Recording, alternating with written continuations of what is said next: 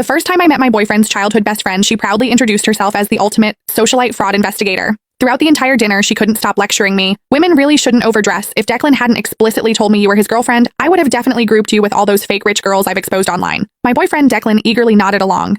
You really do dress a bit too flashy. You should listen to Sloane and tone it down. I couldn't even be bothered to argue with them. I made an excuse to go to the restroom, but right outside the door, I overheard Sloane delivering her expert appraisal of me. Declan, just look at how that woman walks and talks. She's obviously been through one of those gold digger training camps. She only approached you for your money. Think about it.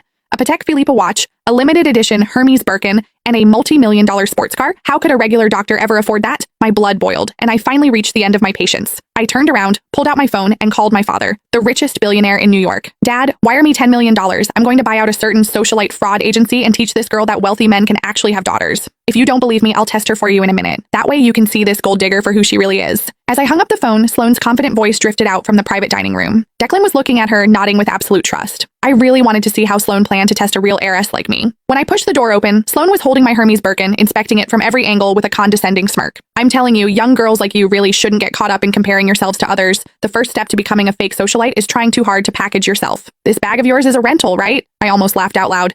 I bought this limited edition bag straight from the boutique, just building up the purchase history to get it cost me over $30,000. When Sloane saw I wasn't speaking, she assumed she had hit a nerve. She put on an I knew it expression and shifted her gaze to my Patek Philippe watch. Can you let me authenticate that watch of yours? Don't get the wrong idea, I'm just worried you got scammed into spending real money on a fake. After all, the bag is already a knockoff. Declan was already looking at me with deep suspicion. He gave me an order. Sloane is just looking out for you. Hurry up and let her see it. This watch was a promotion gift my oldest brother gave me last month. His entire watch cabinet is filled with pieces worth tens of millions of dollars. If Sloane actually appraised this as a fake, it would only prove that she was the real fraud here. I took off the watch, handed it to her, and smiled. Sure, this watch is a highly limited edition, so make sure you don't mess up your appraisal. Sloane eagerly snatched the watch. As she examined it carefully, I clearly caught the flash of raw jealousy in her eyes. It was obvious she had already realized the watch was authentic, but she still opened her mouth to lie. Oh wow, Declan. Your girlfriend is still trying to pass this off as a limited edition to get away with it, but it's actually just a cheap replica. I just have to ask, you're a young girl with an average family and an average job.